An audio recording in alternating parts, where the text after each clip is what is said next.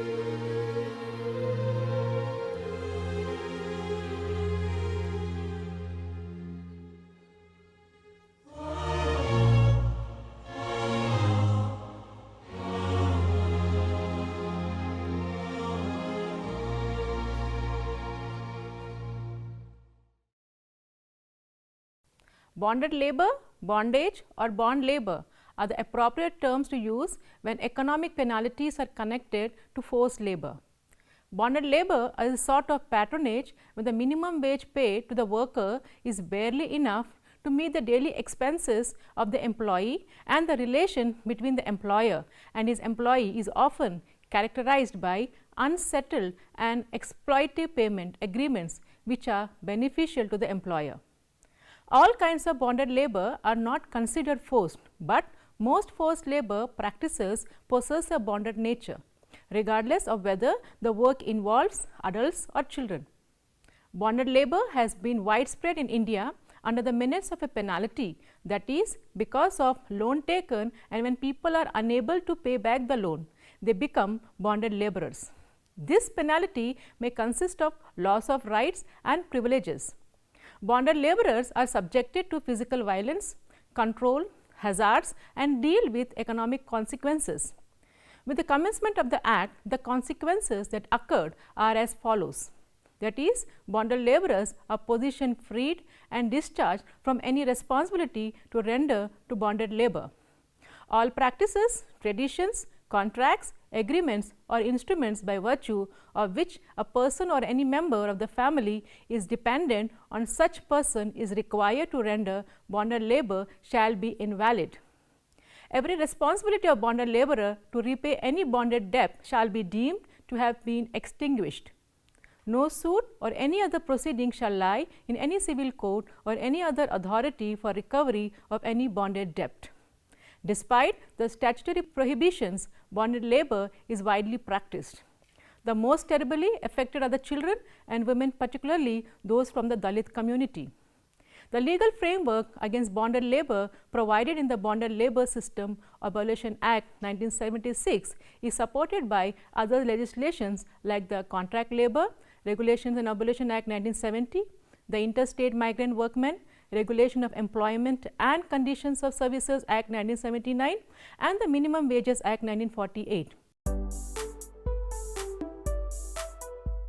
The main objective of this lesson is to acquaint the learners about the problem of bonded labour, their condition, constitutional provisions, and legal safeguards for combating bonded labour.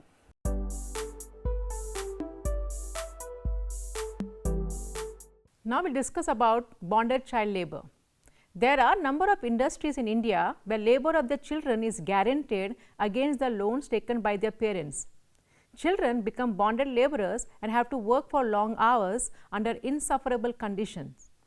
Human Rights Watch in the year 1996, based on a survey of 100 bonded children in 5 states of Rajasthan, Tamil Nadu, Karnataka, Maharashtra and Uttar Pradesh, has recognized bonded child labour in a number of occupations including agriculture, brick kilns, stone quarries, carpet weaving, beadi rolling, rearing of silk cocoons, production of silk saris, silver jewellery, synthetic gemstones, precious gem cutting, diamond cutting, leather products, etc.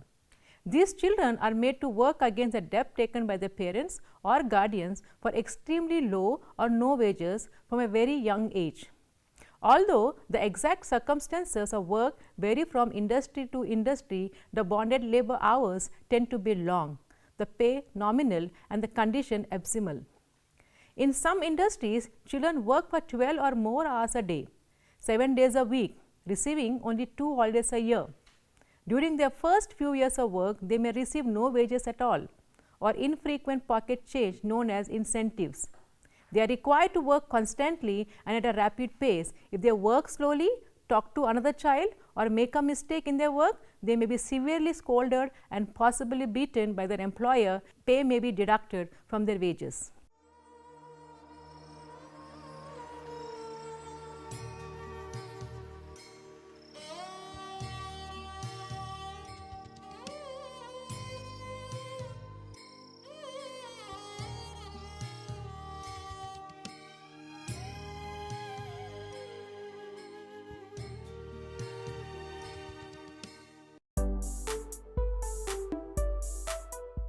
Bonded labor at brick kilns. Brick kilns operate in rural areas of the country for 6 to 8 months in a year. The National Commission on Rural Labor estimated that there are about 1 million workers, but according to the All India Brick Kiln Manufacturers Association, its membership extends to 22,000 units with about 3 million workers. Around 50,000 brick kilns in the total employ about 100 workers each as according to the muster rolls.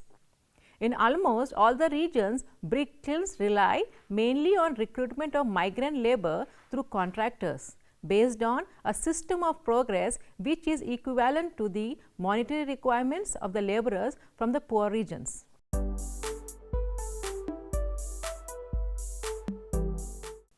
Now, the bonded laborers as stone quarries, crushers and mines. The study group on bonded labor for the National Commission on Rural Labor reported a high frequency of bonded labor in stone quarries and crushers, sandstone, marble and slate mines in a number of states including Haryana, Uttar Pradesh, Madhya Pradesh, Rajasthan, Karnataka and Tamil Nadu. The 𝗪𝗪𝗏 𝗪𝗏 has said about the liberty of 101 bonded laborers including men, women and children form a quarry in 𝗪𝗏 in Haryana. Some of the bonded laborers had been employed in the quarry for more than 3 decades.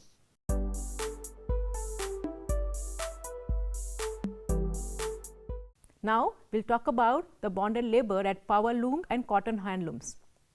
Labor bondage has been reported in handlooms and power looms in different parts of the country, especially from Tamil Nadu and Andhra Pradesh. The power looms are concentrated in Periyar, Salem and Coimbatore district of Tamil Nadu. The weavers are bonded to the loom owners primarily due to their debt in some cases. The weavers' children also become bonded laborers. There have been reasons for bondage. Firstly, the advances were normally high that the laborers could not reimburse, and secondly, employers use other tricks including physical intimidation to ensure that laborers are under regulation and remain with them. The owners of bonded laborers are demanding in their attitude.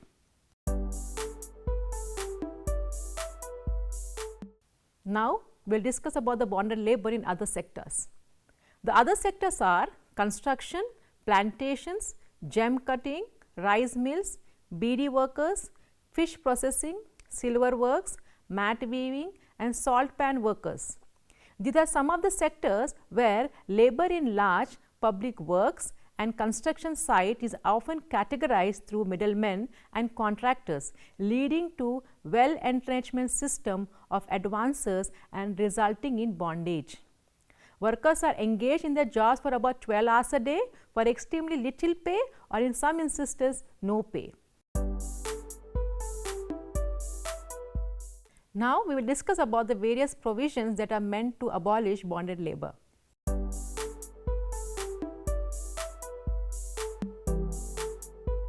The first at the international level, international safeguard to prevent bonded labor. The Government of India ratified a number of international human rights conventions and also legally bound by them. According to Human Rights Watch report, describe the following international law to eradicate bonded labor system in India. The first one, Convention on the Suppression of Slave Trade and Slavery 1926. Second, Forced Labor Convention 1930. Third, Supplementary Convention on the Abolition of Slavery, the Slave Trade and Institutions and Practices similar to Slavery 1956. Fourth, International Covenant on Civil and Political Rights, that is ICCPR 1966. Next, it is International Covenant on Economic, Social and Cultural Rights, that is ICESCR 1966.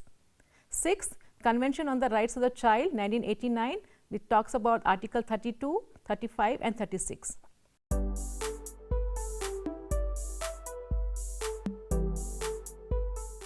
We discuss about the national level measures, that is through Indian Constitution. The Constitution of India promised to protect its citizens' dignity and fundamental rights.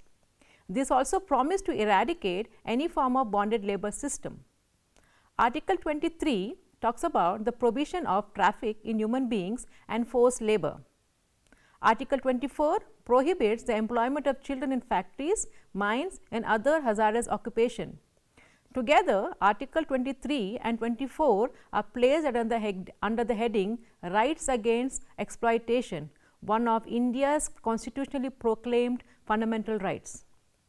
Article 39, certain principles of policy to be followed by the state regarding bonded labor.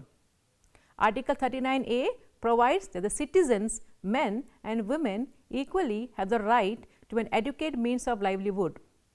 Article 39 provides that there is equal pay for equal work for both men and women. And Article 39E provides that the health and strength of workers, men and women and the tender age of children are not abused, and that the citizens are not forced by economic necessity to enter avocations unsuited to their age or strength. Article 42 talks about the provision for just and humane condition of work and maternity relief, and Article 43 tells us about living wage etc. for workers. The Supreme Court also interpreted the term forced labor to mean providing labor or service to another for remuneration which is less than minimum wage. All labor rewarded with less than the minimum wage constitutes forced labor and violates the Constitution of India. The Supreme Court ruled that it is the plainest requirement of Article 21 and 23 of the Constitution that bonded laborers must be identified and released, and on release they must be suitably rehabilitated. And any failure of action on the part of the state governments in implementing the provisions of the Bonded Labor System Abolition Act would be the clearest violation of Article 21 and Article 23 of the Constitution. Now, Indian Penal Code, under section 370, unlawfully compulsory labor, whoever unlawfully compels any person to labor against the will of that person shall be punishable with imprisonment of either description for a term which may extend to 1 year or within or with both. Now, we will have a brief discussion about Bonded Labor System Abolition Act 1976. The Bonded Labor System Abolition Act aims to abolish all debt agreements and obligations arising out of India's long-standing bonded labor system. It is a legislative fulfillment of the Indian Constitution mandate against begar and forced labor. It frees all bonded laborers, cancels any outstanding debts against them, prohibits the creation of new bondage agreements, and orders the economic rehabilitation of freed bonded laborers by the state. The Act provides for imprisonment up to 3 years and fine up to ₹2,000 to whoever compels any person to render any bonded labor and whoever advances any bonded debt. An offence under the Act may be tried summarily, and even offence under the Act shall be cognizable and bailable. Now, the views of National Human Rights Commission. The Apex Court in its order dated 11/11/1997 in PUCL case has directed that the National Human Rights Commission should be involved in dealing with the issue of bonded labor. In pursuance to the above order, a central action group has been constituted in the NHRC. This group is holding regular meetings and the matter is being pursued with the state governments. Within the statutory provisions and the directions of the Supreme Court, Government of India has consistently maintained a proactive approach to the issue of forced or bonded labor in the country. It recognizes this evil system as gross infringement of the fundamental human rights of the affected citizens, and it is implacably committed to its total eradication in the shortest possible time. Central Sector Scheme for Rehabilitation of Bonded Laborers 2016.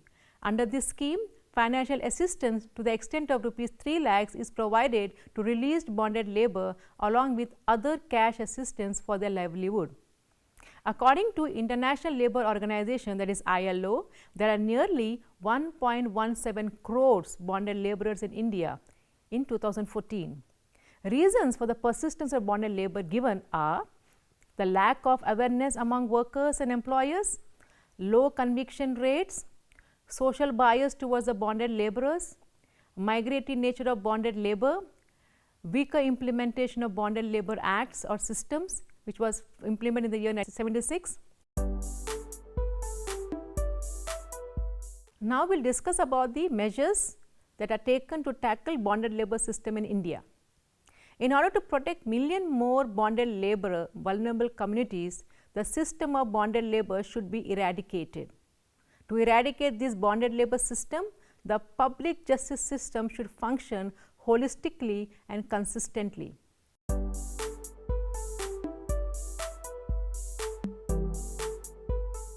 And there is a significant implementation and with required changes.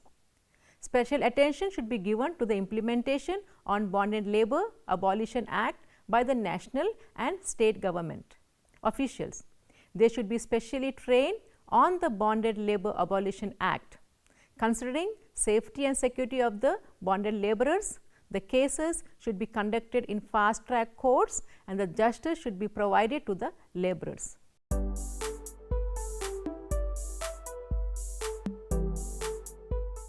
Second, it is the National Bonded Labor Advisory Board. National Bonded Labor Advisory Board should be formed. There should be representatives from all the state governments to display the bonded labor atmosphere in their respective states. Third, it is microcredit system. Since economic deprived people are vulnerable to this issue, bonded labor and poverty prone districts should have microcredit system run directly by the government to help the people to borrow money from the government, not from other money lenders or landlords. National and state level periodical surveys. Periodical surveys on bonded labor should be conducted by the district administration in order to end out bonded labor. There should be a vigilance committee also. That is, mandatory vigilance committee should be formed in all the districts and they should be recognized and actively involved with the work of release and rehabilitating bonded laborers. This vigilance committee should compose of social activists, social workers, government officials and released bonded laborers.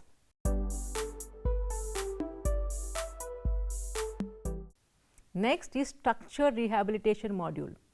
Apart from the centrally sponsored schemes, structured rehabilitation module should be prepared and the entire bonded laborer should be rehabilitated based on the module.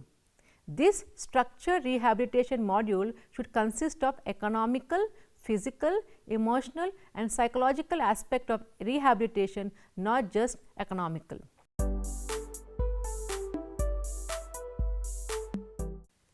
Next is the awareness camp. The date February 1976 Bonded Labor Act came to practice. The day should be declared as a day of Bonded Labor Free Day, and therefore, awareness campaign should be organized by the district administration with simple explanation on bonded labor.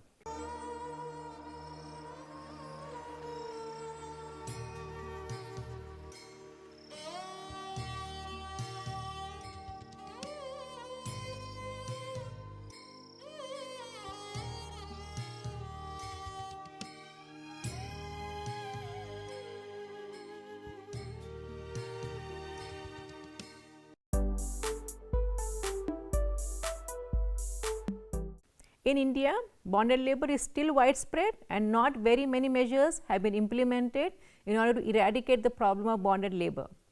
Bonded labour has led to immense loss of freedom for the workers. Children who are engaged in bonded labour are entitled to work under intolerable conditions and their childhood becomes miserable. Labour market segmentation, social discrimination, lack of land, lack of financial services, substantial economic vulnerability, among other social issues, requires long-term development measures and effective poverty alleviation strategies. Enough emphasis has to be given on the functioning of government agencies along with the non-governmental organization so as to ensure that they act in concert. The reason for the same is that the government has the authority, resources and expertise to enforce the law, whereas the non-governmental organizations have the grassroots connection to report any violation of law to the government agencies.